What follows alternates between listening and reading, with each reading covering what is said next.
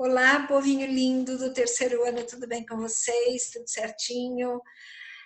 Eu acredito que vocês estejam numa grande ansiedade, não é? Porque as notícias parecem confusas com relação ao Enem, aos vestibulares. Então, eu espero que vocês estejam acompanhando tudo, os noticiários em relação a isso, lendo notícias sobre isso, tá bom? Fiquem atentos às mudanças, porque aqui neste país, gente, é uma piada, não é? Aquilo que vale hoje, amanhã já não está valendo mais. Aquele que está no governo hoje, né, no ministério hoje, amanhã não está mais. Nós somos o país, né, das experimentações. Tudo se experimenta. Se dá certo, ok. Se não dá, muda, né? Fazer o quê? O povo é marionete, não é verdade? Mas não vamos conversar sobre política, vamos falar sobre escola. Meus amores, nós estamos finalizando parte da nossa apostila, certo? Logo chegará a nova apostila. Na página 23 e 24, há uma finalização com gramática aplicada a textos, que são os chamados exercícios propostos. Nós vamos fazer juntos, embora haja gabarito lá atrás para vocês verificarem as respostas. Eu quero fazer com vocês para eu explicar algumas coisas que eu acho importante, tá bom? Que eu acho importantes, coisas importantes. Primeiro é o seguinte, vamos lá. Uma outra coisa que eu quero falar antes que eu me esqueça. Cuidado, nós temos um trabalho de paradidático para o dia 12 de junho. Todas as explicações sobre o trabalho já foram dadas em vídeo, leiam lá, procurem, tá? Trabalho do paradidático do dia 12 de junho. Fiquem atentos, fiquem espertos, que vale nota. Lembrem-se que muitas escolas, algumas universidades, fazem análise do histórico escolar de vocês para desempatar. Cuidado, o histórico escolar é muito importante. Tudo bem, você não vai ser reprovado? Não vai ser reprovado, que bom, mas o seu histórico terá uma nota. Quanto maior a nota do seu histórico, melhor você terá você será avaliado para empresas que você entrará, eles pedem histórico escolar. Então, fiquem atentos, tá? A nota, o valor da nota mensurado lá é importante, porque ele sofre análise em vários órgãos do nosso país, órgãos governamentais para concursos públicos, vestibular, empresas, tá bom? Então, fiquem atentos. Trabalho de paradidático tende a ajudar a nota e não piorá-la. Aproveitem a oportunidade, gente. Sejam criativos e não deixem para a última hora, porque é um trabalho grandioso, vai exigir de vocês dedicação. Por favor, tá bom? É isso. Gente, página 23, exercício 47. Nós temos um texto aqui. Esse texto de Machado de Assis, Cantiga dos Esponsais. Se mestre Romão pudesse, seria um grande compositor. Parece que há duas sortes de vocação, as que têm língua e as que não têm. As primeiras realizam-se. As últimas representam uma luta constante e estéril entre o impulso interior e a ausência de um modo de comunicação com os homens. Romão era destas. Tinha a vocação íntima de música, trazia dentro de si muitas óperas e missas, um mundo de harmonias novas e originais, que não alcançava exprimir e pôr no papel. Esta era a causa única da tristeza de mestre Romão. Naturalmente, o vulgo não atinava com ela. Uns diziam isto, outros aquilo, doença, falta de dinheiro, algum desgosto antigo, mas a verdade é esta. A causa da melancolia de Mestre Romão era não poder compor, não possuir o meio de traduzir o que sentia. Não é que não rabiscasse muito papel e não interrogasse o cravo durante horas, mas tudo lhe saía informe, sem ideia nem harmonia. Nos últimos tempos tinha até vergonha da vizinhança e não tentava mais nada. Assinale a alternativa que traduz a ideia central do texto. Infinitos espíritos dispersos, inefáveis edênicos, aéreos, fecundai o mistério destes versos com a chama ideal de todos os mistérios. Um trecho da obra de Cruz e Souza. Quero que a estrofe cristalina, dobrada ao jeito do ourive, saia da oficina sem um defeito. Olavo Bilac, metalinguístico.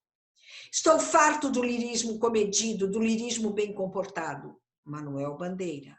Gastei uma hora pensando um verso que a pena não quer escrever. Carlos Drummond. Tanto que fazer, livros que não se leem, cartas que não se escrevem. Cecília Meirelles. Que trecho condiz com a ideia central desse trecho? É o de não conseguir produzir, portanto, letra D, ele não consegue produzir. Bom? 48.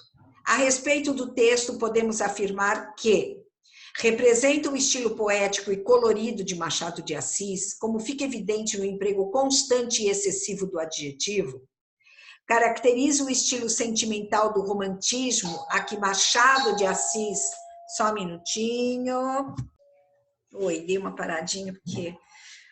Infelizmente, ontem eu precisei sacrificar meu bebezinho. Não vou falar muito sobre isso, porque senão eu choro. E o zelador gostava da minha cachorrinha, veio perguntar, né, que ele soube. Ontem foi folga dele e ele soube que meu bebê não está mais aqui. Então, ele veio conversar comigo. Bom, onde nós estávamos? Lendo a questão 48.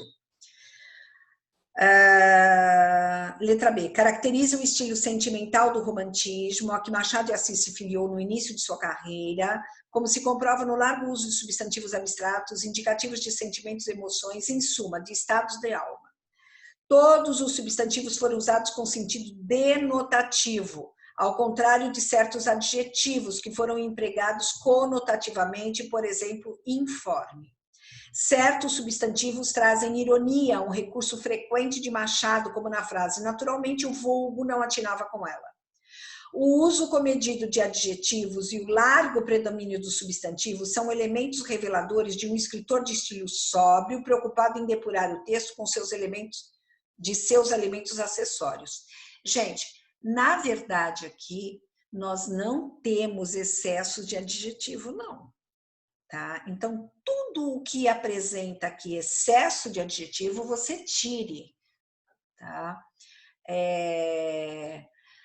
Duas sortes de vocação, língua, luta constante, o impulso interior, a ausência, o modo de comunicação, são todos acompanhados de artigos, são substantivos.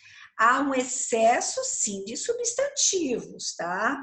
Adjetivos, não, são poucos. O predomínio maior são substantivos. E há uma escrita, gente, sóbria realmente, não é nada...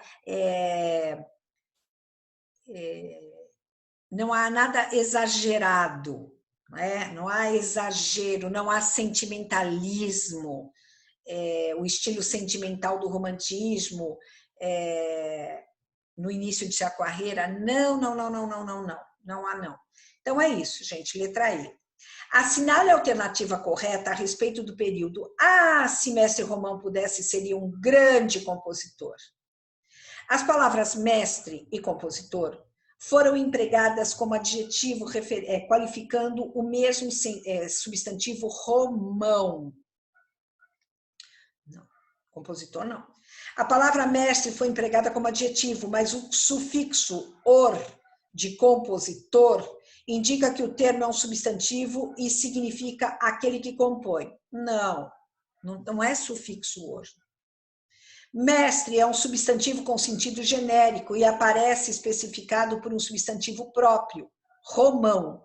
Trata-se de procedimento idêntico em Rio, Amazonas, e Rua, Antônio de Jesus. Ou seja, a palavra mestre, romão, a palavra mestre é um substantivo e ele é genérico. Romão especifica, aí ele seria um aposto especificando o mestre. Que mestre? O romão, tá? Então é a letra C. Mestre é evidentemente adjetivo, claro que não, pois indica um atributo do substantivo romão, não. Mestre romão era como ele era conhecido, entenderam? O mestre romão. Mestre é adjetivo, não. Então já errou daqui, tá bom? É substantivo de sentido genérico. A mestra Virgínia, entendeu? É um substantivo especificado pelo nome Virgínia, que aí seria um aposto. É como o cantor, Roberto Carlos. Entenderam isso? Ok? Retire do texto 2 substantivos abstratos que possam ser considerados sinônimos. Aqui tem bastante. Tristeza, melancolia são sinônimos e abstrato. Ausência e falta. Tá? Tem vários, esses são 2. Agora, procura 2 substantivos que, usados em outros contextos, adquiram significados diferentes. Olha, gente, a palavra sorte, há 2 sortes de vocação. Aqui é tipo, tá? E a gente sabe que sorte, ela pode ser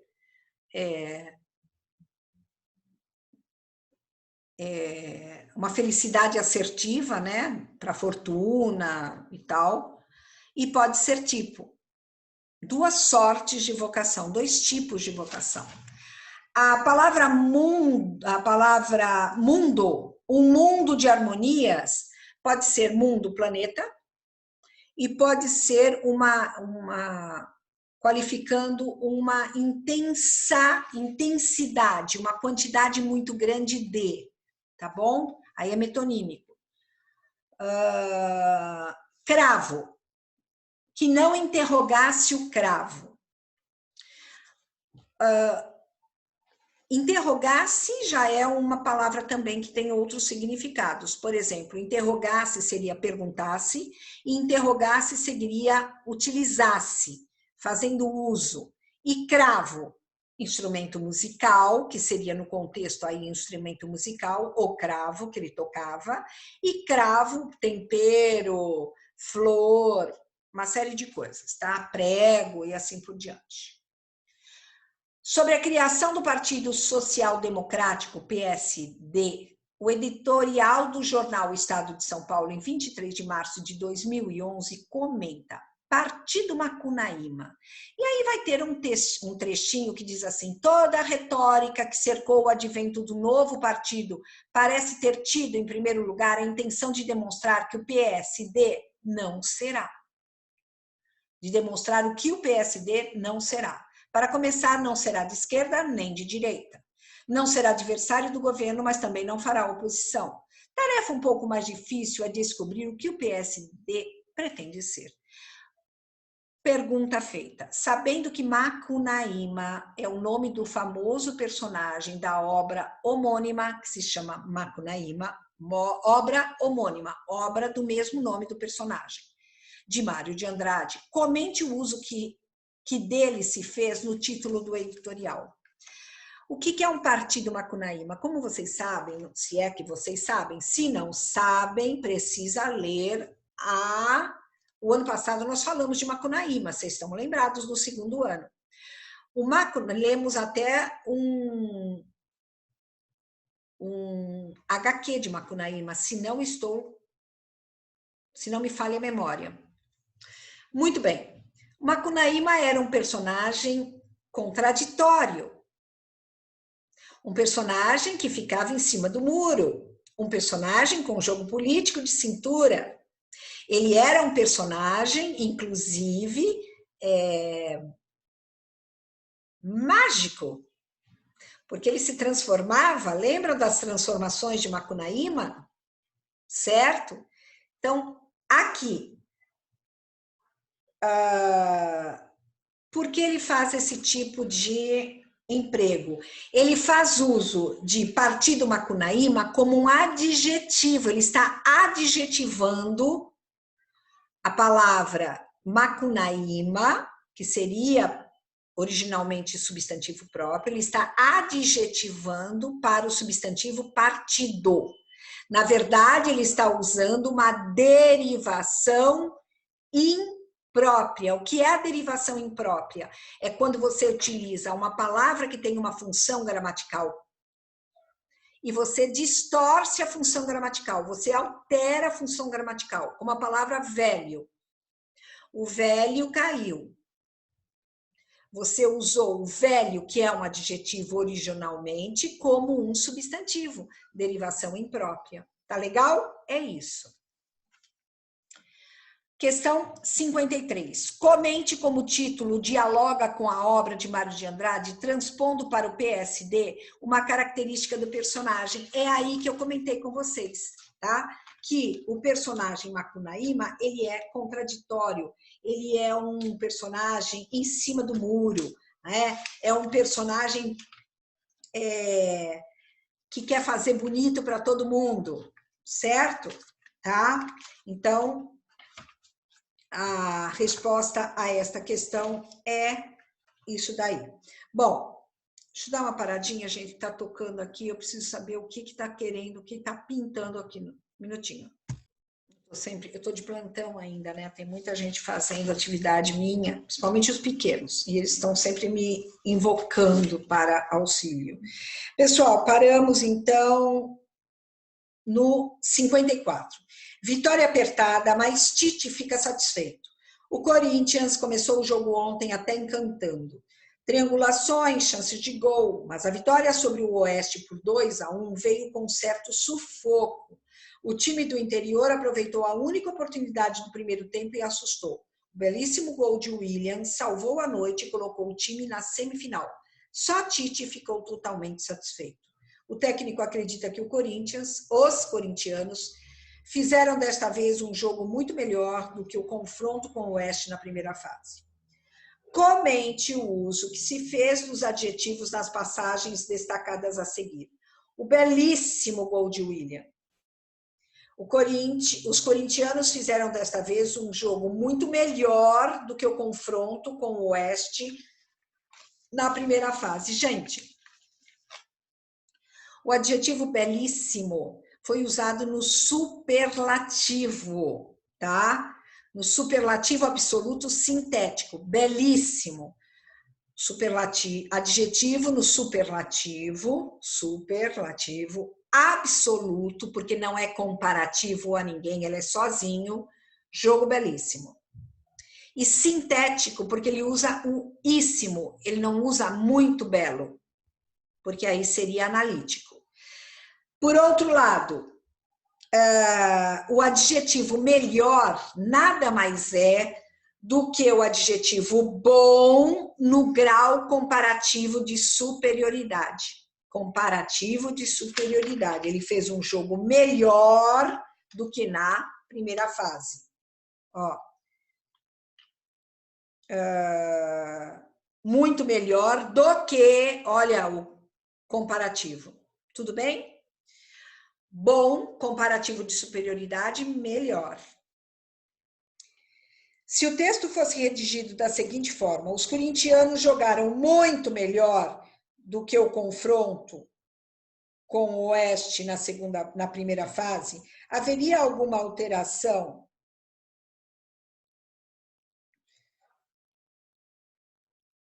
Os corintianos fizeram desta vez um jogo muito melhor. Os corintianos jogaram muito melhor do que o confronto com o Oeste na primeira fase. Então, o que ele está querendo dizer? Se houvesse essa troca, haveria alguma alteração semântico? Haveria uma mudança gramatical, porque melhor se referiria ao jogo. né? O melhor no texto original se refere ao jogo. No outro, na adaptação que foi feita, ele seria ligado ao verbo jogar. Então, ele seria o quê? Se ele está ligado ao verbo, ele passaria de adjetivo para ligado ao verbo advérbio. Jogar melhor. Jogo melhor, adjetivo. Fez um jogo melhor, adjetivo. Jogaram melhor, virá advérbio, porque está ligado ao jogo, ao verbo jogaram, aliás. Tudo bem? Continuando. O jornalista, ao redigir o texto, cometeu um cochilo gramatical na passagem. Os corintianos fizeram um jogo muito melhor do que o confronto com o Oeste na primeira fase. Identifique esse cochilo. Isso aí é um eufemismo, né? O que é um eufemismo? É um abrandamento de um termo mais pesado. Então, vamos lá. Fizeram um jogo muito melhor do que fizeram no confronto. Olha, ele coloca aqui. Do que o confronto com o Oeste na primeira fase. Ó, os corintianos fizeram um jogo muito melhor do que quando? Do que quando? No confronto. Ó, os corintianos fizeram desta vez um jogo muito melhor do que no jogo que foi confrontado, entendeu? No confronto. Não é o confronto, é no confronto. Ele está comparando no ato de jogar, no confronto com o Oeste, na primeira fase, tá bom? E aí nós temos a lua vinha assomando pelo cimo das montanhas fronteiras. Descobri nessa ocasião, a alguns passos de mim, uma linda moça que parara um instante para contemplar no horizonte as nuvens brancas esgarçadas sobre o céu azul e estrelado. Admirei-lhe do primeiro olhar um talhe esbelte de suprema elegância. O vestido que a moldava era cinzento com orlas de veludo castanho e dava esquisito realce a um desses rostos suaves, puros e diáfanos que parecem vão desfazer-se ao menor sopro com os tênues vapores da alvorada. Ressumbrava na sua muda contemplação doce melancolia, e não sei que laivos de tão ingênua castidade que meu olhar repousou calmo e sereno na mimosa aparição. José de Alencar, Lucila. Descrição de Lucila. José de Alencar, como se sabe, é o principal romancista do romantismo brasileiro, um dos principais. O excerto tem outros, mas é que ele teve muita obra, né? Ele teve muita obra de sucesso, trabalhada nas universidades e tal. O excerto dá ao leitor uma ideia aproximada do seu estilo, que encantou e conquistou muitos leitores. Sobre o texto, pode-se afirmar que, gente, preste bem atenção nesta questão, porque ela vai, na verdade, ela vai retomar literatura, tá bom? Então, vamos lá. Letra A. O uso moderado do adjetivo indica tratar-se de um estilo sóbrio. Não, gente. Ele usa exageradamente o adjetivo. Os elementos caracterizadores foram usados apenas quando absolutamente necessários.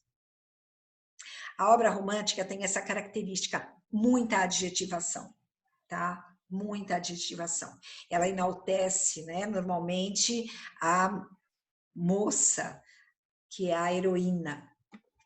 Trata-se de um estilo que confere valor especial ao adjetivo, olha aí, ó, que passa a ser usado profusamente, ocorrendo até mesmo 3 adjetivos para caracterizar um único substantivo.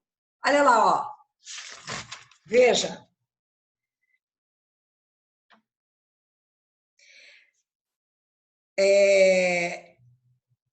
Veja só. A lua vinha somando pelo cimo das montanhas fronteiras. Descobri nessa ocasião, alguns passos de mim, uma linda moça que parara um instante para contemplar no horizonte as nuvens brancas esgarçadas. Nuvens brancas esgarçadas sobre o céu azul e estrelado. Olha quantos. Admirei-lhe do primeiro olhar um talhe esbelto e de suprema elegância. Talhe, ao substantivo talhe, esbelto, de suprema elegância. O vestido que a moldava era cinzento, com olhos de veludo castanho, que dava esquisito realce a um desses rostos suaves, puros e diáfanos. Olha o rosto. 3 adjetivos para rosto. Tudo bem? Então, aí a letra C.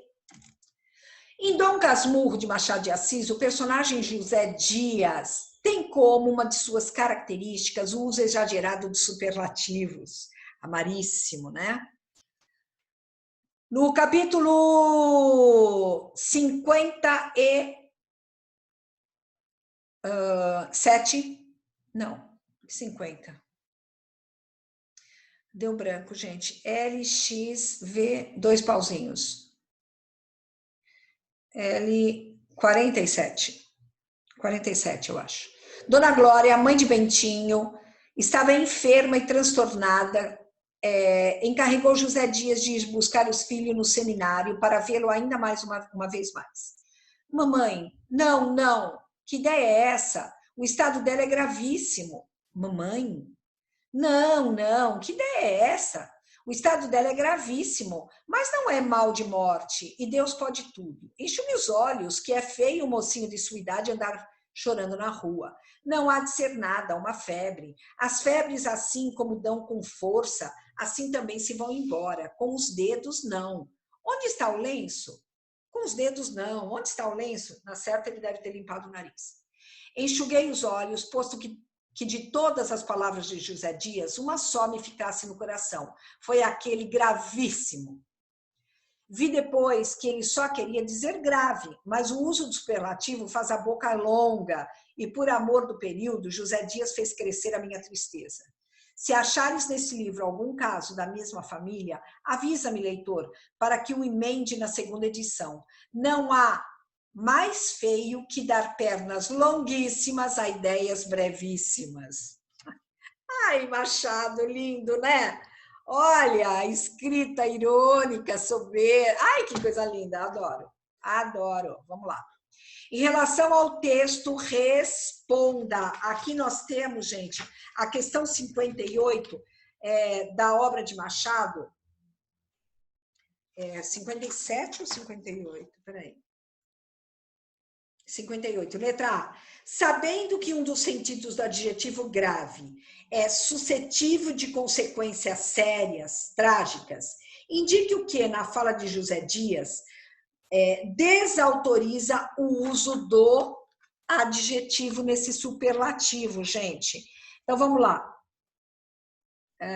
Não é mal de morte. É gravíssimo. Não é mal de morte. Se não é mal de morte, não é gravíssimo, né, gente? Tá? O gravíssimo dá esse teor. Aí ele desautoriza, ou seja, desmente o gravíssimo, ameniza, né, o gravíssimo. Depois, diz aqui, letra B, tanto o personagem José Dias quanto o narrador se valem de superlativos usados, no entanto, de maneiras diferentes. Explique que figuras de linguagem estão envolvidas no uso que um e outro fazem do superlativo. Eu já falei de uma, né? Comentei de uma aqui. Então, vamos lá.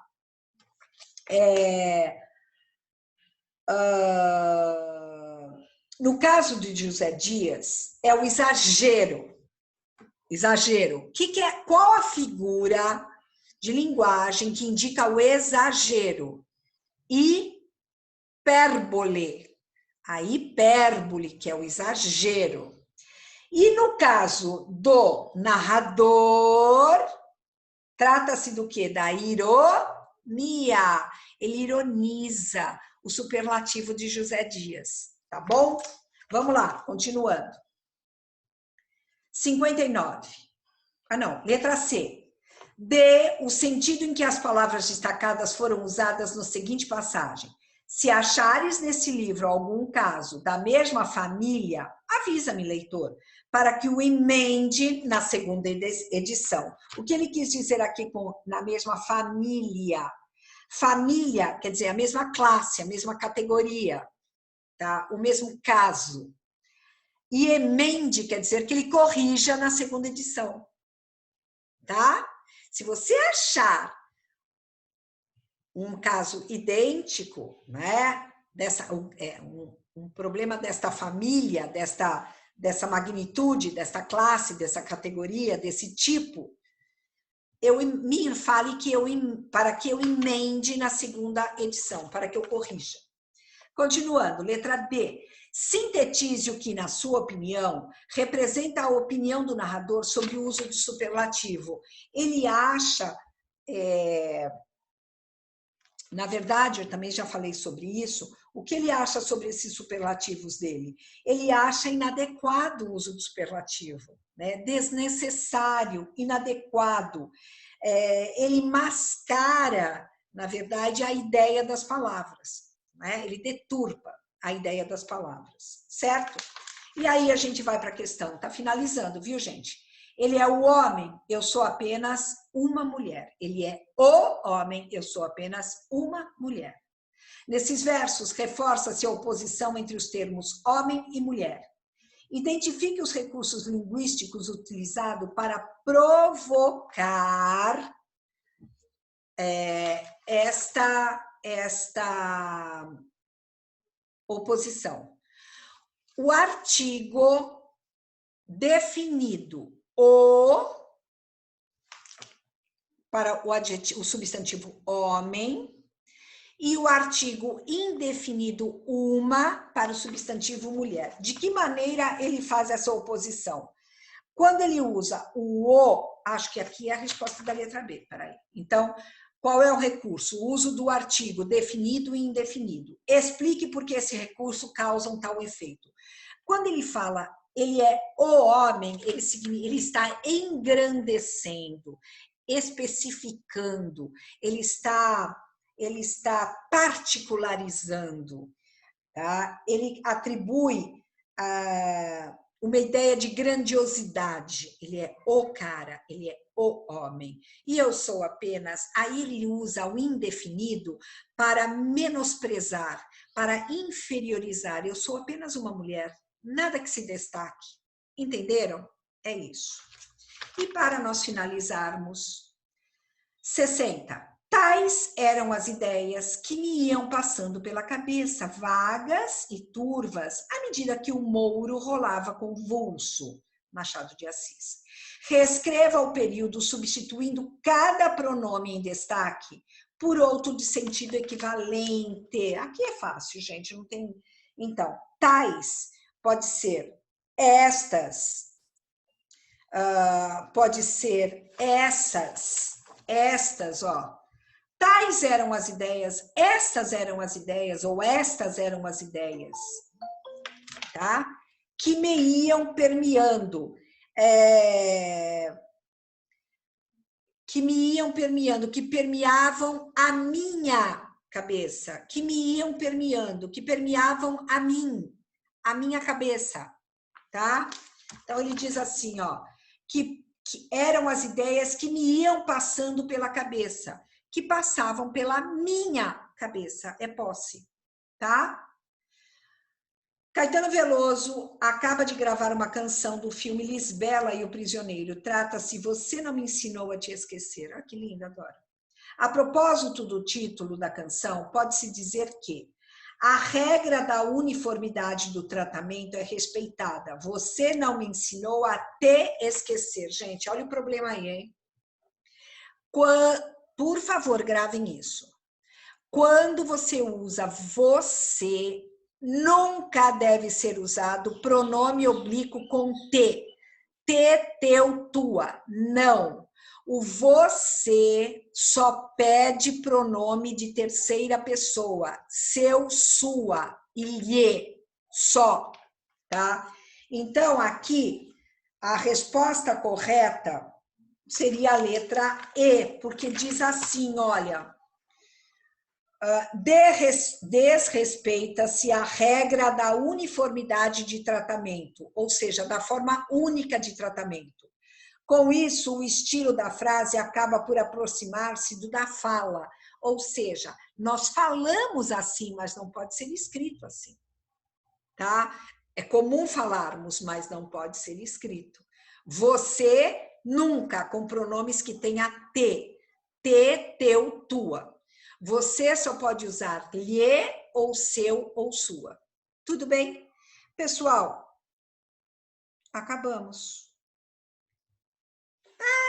Finalizamos. Gente, acabamos gramática, finalizamos. A partir de agora, o que nós faremos em gramática, se ainda houver condições para isso, são exercícios, tá bom? Em breve chegará a apostila 3. Corram na escola quando chegar para buscar, que nós vamos dar continuidade. Um beijo enorme, enorme. Saudade de vocês. Fiquem com Deus. Tchau.